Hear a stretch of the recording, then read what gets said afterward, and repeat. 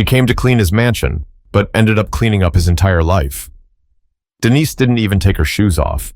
The second she stepped into that massive house on Westridge Drive in Scottsdale, Arizona, something felt off. Not wrong, just off. The kind of silence that didn't belong in a home with a baby. No voices, no footsteps, no sound of toys clinking around on the floor, just the hollow echo of her own keys hitting the marble counter. She looked around, instinctively calling out, "Hello?" Nothing. It was supposed to be a simple Thursday job. Deep clean the kitchen, wipe down the living room, vacuum the stairs, and maybe mop the foyer if she had time left over. The nanny was usually there, some young girl who barely spoke to Denise, except to say where to put the trash bags. But today, the girl's purse wasn't on the table. Her coat wasn't on the rack. Weird. Denise pulled her braids into a bun and tied the old red bandana around her head. She slipped on the yellow gloves from her tote, ready to get to work, when she heard it. A cry. High-pitched, sharp, desperate. It came from upstairs. One cry, then another, then a string of sobs so strong it made Denise stop in her tracks.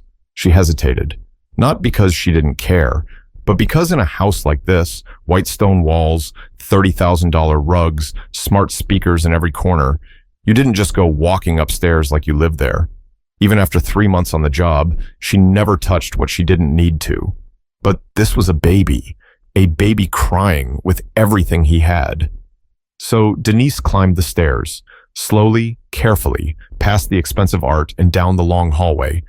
The cries led her to the nursery. The door was open just a crack. She pushed gently. There he was, Caleb, red in the face, little fists balled tight, tears soaking the front of his onesie. No blanket, no pacifier, no one in sight. She stepped in. "Oh, baby. Hey now, what's wrong?" she said, her voice soft. He didn't stop crying, but his eyes found hers, and something in that stare, wide, wet, terrified, hit her right in the chest. Without thinking, Denise picked him up. He was warm, a little damp. His diaper sagged. She swayed gently, rocking from foot to foot like she used to with her own son when he was this small. "It's okay now. You're all right," she whispered, rubbing his back. "Somebody forgot about you, huh?" Caleb buried his face into her shoulder. Slowly, the cries turned into little hiccups. Then nothing, just quiet breathing and the occasional sniffle. She looked around. No bottles, no toys on the floor, no nanny cam blinking in the corner, just a closed diaper bag, an empty crib, and a half-drunk bottle on the windowsill that looked like it had been there a while. Denise shook her head. "Where the hell is the person supposed to be watching you?" She didn't mean to say it out loud, but Caleb couldn't answer, and the silence was too loud. Then, a sound behind her, the faint shift of footsteps. She turned, and there he was. But the man standing in the doorway wasn't the nanny. He was the one signing her paychecks. And he'd just seen a stranger holding his son like she belonged there. Elliot Vaughn didn't speak at first. He just stood there, one hand still on the doorframe, wearing a gray Henley and jeans like he hadn't even planned to be home today. His eyes weren't angry, just wide, confused, watching. Denise froze. Caleb's breath was still steady on her shoulder. She held him, but her arms suddenly felt stiff. I didn't see anyone up here," she said quickly. "He was screaming, alone. Elliot blinked like he was waking up from a long nap. "No one was here?" he asked. "Not a soul," she replied. He stepped into the room, slow and quiet.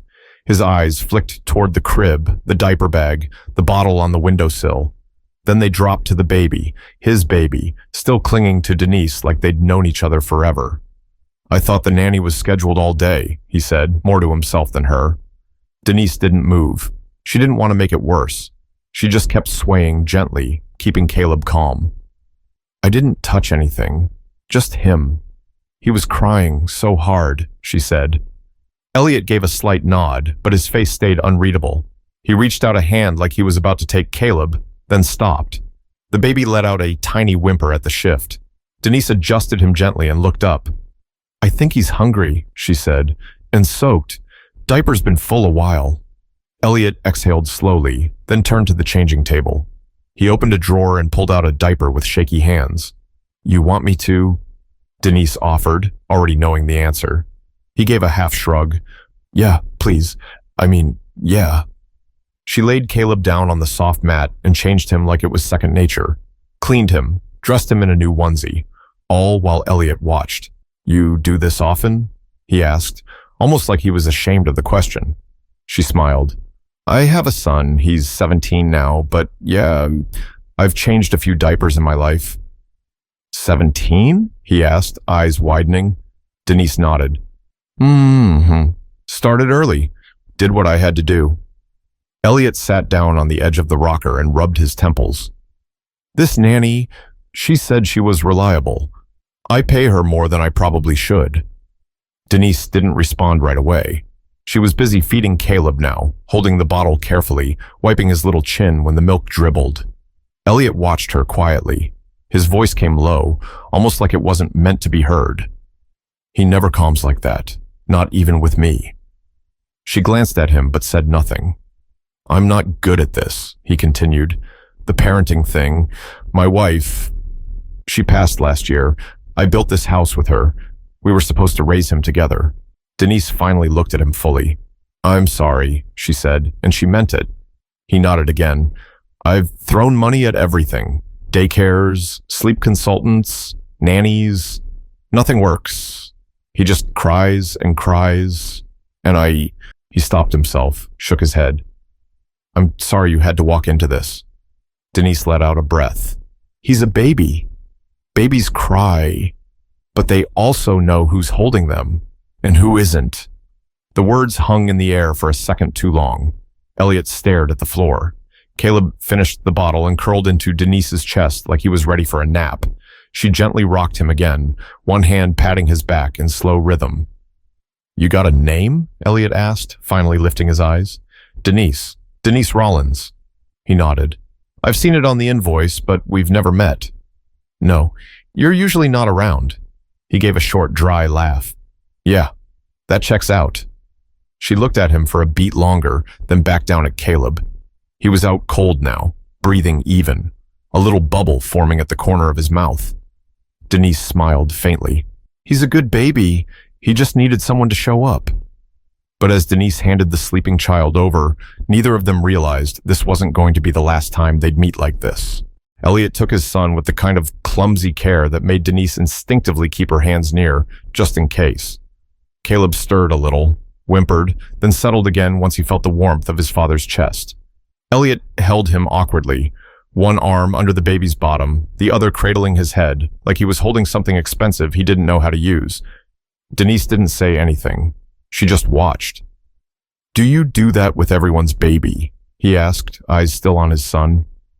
"Only the ones screaming in empty rooms," she replied. It wasn't meant to be sharp, but it landed that way. Elliot sat down in the rocker again. He rocked once, stiffly, like the chair might break if he didn't do it right.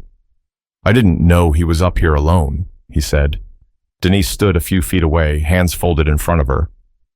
"You didn't know because you weren't supposed to be here today." "Right. Doesn't mean somebody else shouldn't have been." Elliot sighed, glancing toward the doorway. "That nanny's fired, effective immediately." "Maybe, but you still left your baby with her." He looked up sharply, caught off guard by her bluntness, but Denise didn't flinch. She wasn't being disrespectful, just honest. "I know I did," he said quietly. The room went still again. The air was thick, but not tense. Just real. "You said your son's 17? He asked after a moment. Denise nodded. "Rashawn. Lives with me, works part-time after school. Good kid. Better than I was at that age. How'd you manage? If you don't mind me asking." She gave a soft chuckle. "I minded at first. I minded being 19 and pregnant. I minded getting kicked out of my mama's house. I minded cleaning floors while my friends were out doing who knows what. But then he started saying, 'Mama,' and reaching for me when he was scared. And I stopped minding. I just figured it out." Elliot looked at her like he was trying to imagine that life. It didn't match the world he lived in. Private drivers, catered meals, digital calendars. He didn't know what figuring it out looked like without a team of consultants. I guess I've been avoiding it, he said. The crying, the diapers, the chaos. I thought if I could pay for help, I'd be helping him. Denise stepped closer. Her voice was steady.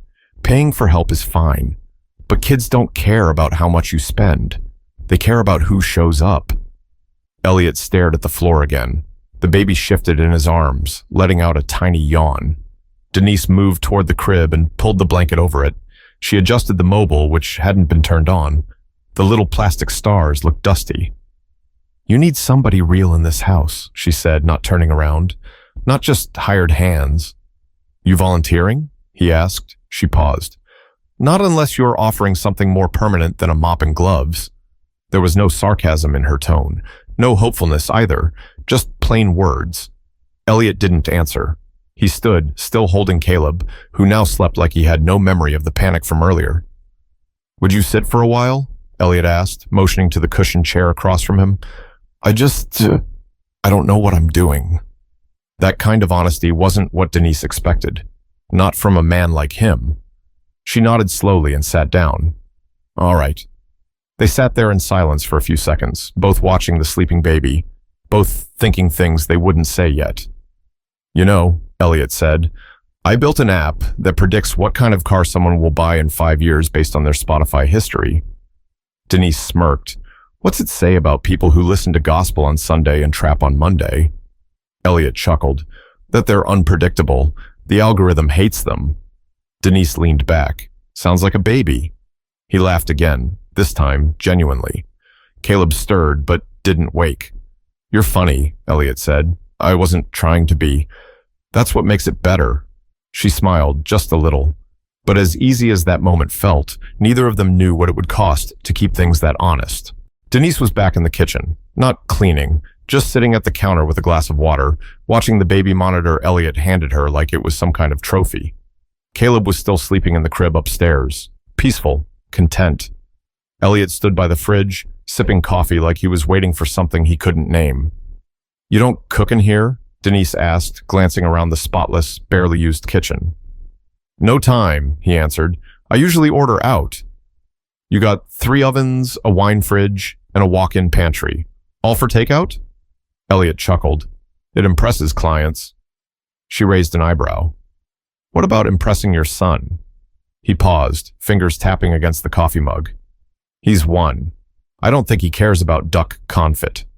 He doesn't, but he'll care about who makes him grilled cheese when he's 5. That made Elliot go quiet again. The way Denise said it, like she wasn't trying to shame him, just show him, hit a little too close. He set the mug down and leaned on the counter across from her. You know what's messed up? He said. I built everything I ever wanted. This house, the company, the bank account. I never pictured it being this empty. Denise didn't blink. That's because you built it for a version of you that doesn't have to raise a baby. He looked up at her, startled by how true that felt. I'm not trying to tell you how to live, she added, but money doesn't fill rooms. People do. He nodded slowly. My wife used to say that. What was her name? Jasmine. She had this wild laugh, loud like she didn't care who was listening, used to dance in the kitchen even when there wasn't music. Denise smiled. She sounds real. She was, he said, quieter now. She was everything. I met her in grad school. She was studying early childhood development, wanted to open her own center for kids who couldn't afford daycare. And now? She didn't make it through childbirth. Complications. Denise's smile faded. I'm sorry. She never got to hold him. I think I've been angry about that since day one. Angry at the universe, at the hospital, at Caleb even, which is the worst part. Some days I look at him and all I see is what I lost. He swallowed hard, ashamed. Denise leaned forward, resting her elbows on the counter. You ever tell anyone that before? No. Well, now you did. They sat in that stillness for a moment. Not awkward, not heavy, just honest. Denise sipped her water again. Can I ask you something? Sure. Why do you leave so much? You've got money. You could take time. Elliot nodded slowly. I know, but work is the only place I still feel like I know what I'm doing. It's predictable. Code doesn't cry when you mess it up. People do. Denise tilted her head. You ever think that maybe your son doesn't need perfect? What do you mean? I mean, he just needs present. That one hit hard. Elliot ran a hand down his face and looked away, embarrassed. I've messed this up already, haven't I? No, Denise said. You're here now. That's more than a lot of kids get. He looked back at her. You're not what I expected. She smirked. I get that a lot. You make me feel like I don't know anything. Denise stood, grabbing her tote from the floor. That's a good start. Elliot followed her to the door. Do you need a ride home? She laughed. I took the bus. I'm fine. He hesitated, then asked, would you ever consider coming back? Not to clean, just to help. With the baby? With me? Denise looked him in the eye. That depends. On what? On whether you're asking for help or just trying to outsource your responsibility again. He didn't answer right away. I'm asking for help, he said finally. Real help. But even when someone asks the right way, accepting help isn't always simple, and giving it comes with its own risks. The next morning, Denise came back, not in uniform, no gloves, no cleaning supplies, just jeans, a simple top, and a light jacket. She looked around the foyer like she expected the baby's cries to come crashing down again, but today the house was different. Not louder, but not cold either. Elliot greeted her at the door, Caleb on his hip. The baby looked half awake, his curls sticking up on one side, pacifier barely hanging on. He's already been changed and fed, Elliot said, like a kid trying to impress the teacher. Denise raised a brow. Oh, so you know what you're doing now? Not really, he admitted, but I'm trying. She stepped in. The floor was still spotless, maybe even too spotless, like someone had tried to make up for months of absence in one night, but the air felt warmer. Lived in. Less showroom, more home. They sat in the living room. Elliot placed Caleb gently in the playpen and handed him a soft toy. Denise watched him. You slept? She asked. 4 hours, which is more than usual. Denise leaned back into the couch. You look like you've been through something. I have, he said, not even joking. Then came a pause, and without warning, Elliot started talking again. I had a dream last night. Jasmine was holding him, rocking him, singing that song she used to make up. The words didn't even rhyme, but she didn't care. He was laughing, and I just, watched. Denise didn't interrupt. When I woke up, I realized I've never heard him laugh like that. Not once. She nodded slowly. Then maybe it's time to give him something to laugh about. Elliot rubbed his hands together. I don't know if I'm built for this. None of us are. Not at first. You had Rashawn at 19, no help, no husband, and you made it. She turned to him. I made it because I stopped looking at what I didn't have and started paying attention to what I did. What'd you have? She smiled faintly. A baby who thought I was his whole world, and a job that barely paid the rent. But I showed up anyway, every day. Elliot nodded, looking toward Caleb. The baby was now chewing on the ear of a stuffed giraffe. You think he's going to remember these days? Elliot asked. Not with his brain, but yeah, with his body. He looked confused. She explained, babies remember how they were held, how safe they felt, how often somebody looked them in the eyes. That stuff sticks, even when they can't say it. Elliot leaned back, lost in thought. You know the first time I realized I was rich? She said suddenly. Elliot looked over. When? When Rashawn turned 7. I had $2 left after bills, literally 2, and he handed me this bent paper flower he made at school, told me he didn't need a toy because he had me. She smiled to herself. I felt like the richest woman alive. Elliot was quiet for a long time after that. Then, I'd trade half my net worth to feel that. Denise looked at him seriously. You don't have to trade anything. You just gotta show up. They sat there in the quiet again, Caleb giggling to himself in the background. Denise glanced at her watch. I should get going. Got another job in Mesa. Elliot stood up, walked her to the door. Wait, do you still do childcare, like, officially? She laughed.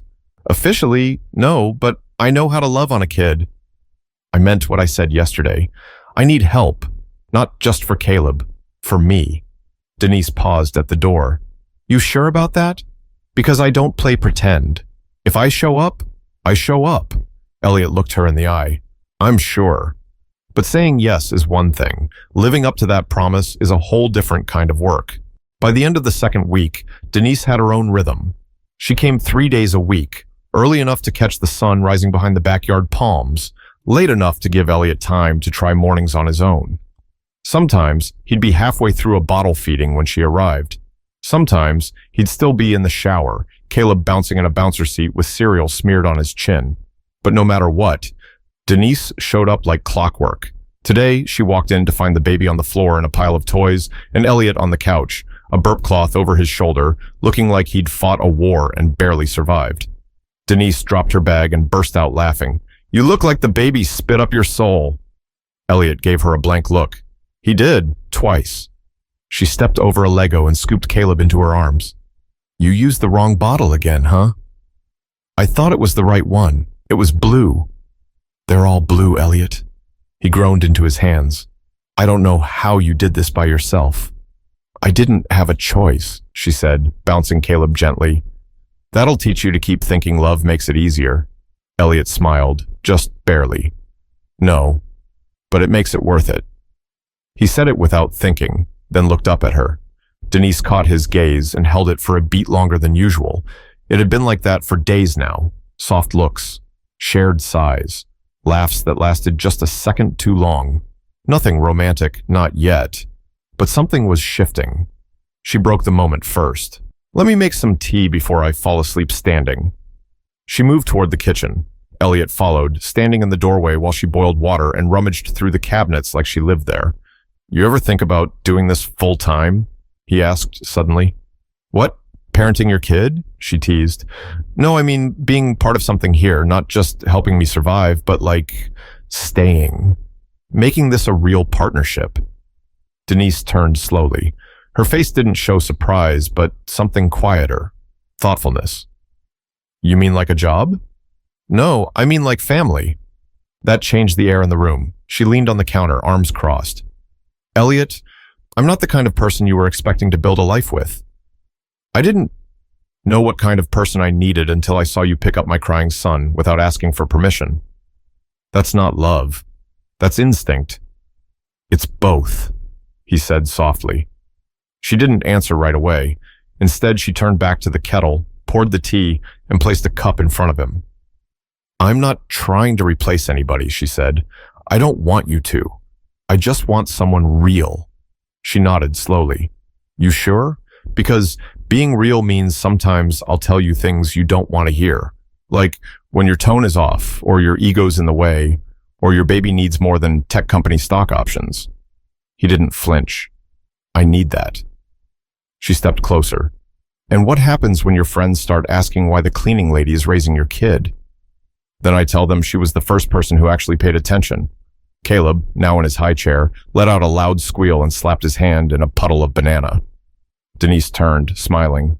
Looks like we're being summoned. Elliot picked up a napkin and started cleaning. Team effort? Always. But even in moments that feel settled, life has a way of testing whether people mean what they say or just like how it sounds. The call came on a Tuesday afternoon. Denise was waiting for the dryer to finish. Caleb was napping. Elliot was at a meeting across town. Everything felt still until her phone rang. It was Rashawn's school. Fights in the parking lot. Someone tried to jump him.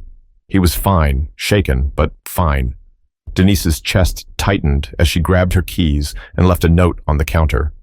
Had to go, call me. An hour later, she was back at her own front porch, holding her son tight. 17 and taller than her, but in that moment, he was still her baby. I'm good, Ma, Rashawn said. It's handled. Denise didn't let go right away. She kissed his cheek and whispered, You better be. She made him a sandwich, and they sat in silence, watching reruns on a beat-up couch that sagged in the middle. This was home. The old carpet, the too small kitchen, the framed photo of him at age 9, tooth missing, holding a spelling bee trophy. Denise had built this life from scratch, and part of her wasn't sure if she could walk away from it. That night, back at the big house, she found Elliot pacing. "Is everything okay?" he asked. "Now it is." She told him everything, not in a dramatic way, just honestly. "My son needed me. I was there." Elliot rubbed the back of his neck. "I'm sorry. You should have called me. I could have helped." She shook her head. It wasn't about help. It was about history. He didn't argue, just listened. "I've been thinking," she said, "about what you asked, about staying, being part of this." "And?" Denise looked around. The house was no longer a stranger. Caleb's toys were everywhere. The couch had a juice stain. The once perfect rug was now curled at the corner from being stepped on too many times. It looked lived in, and more than that, it looked loved. "I can't move in right now," she said. "Rashawn's got one more year of high school. I need to be home." Elliot nodded, eyes cast downward. "But," she continued, "I'll still show up. I'll still love this boy. And if we keep building this the right way, then maybe one day we figure the rest out." Elliot looked up, hope in his eyes.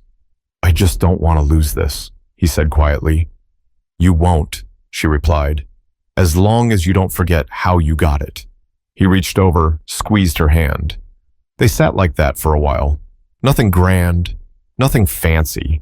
Just two people who had been strangers a month ago, now holding something fragile and real between them. The baby monitor buzzed. Caleb was up. Elliot stood to get him, but Denise beat him to it. She picked the baby up from the crib, held him against her chest. He cooed, tugging at her hoop earring. "You love her, don't you?" Elliot whispered to his son from the doorway. Caleb let out a soft giggle. Denise turned and smiled. "Told you, kids remember who shows up." Elliot stepped closer, kissed the top of his son's head. Then he looked at her. "I used to think rich meant money in the bank. Now I think it's this. People, moments, not missing the good stuff." "You're learning," she said. They all sat in the rocker together, the baby in the middle, the night soft around them. No contracts, no guarantees, just presence, just love. Because sometimes the richest people aren't the ones with the most money. They're the ones who finally show up and do the work love requires. If this story moved you, share it with someone who needs a reminder that showing up can change everything. And don't forget to subscribe for more real human stories that stick with you.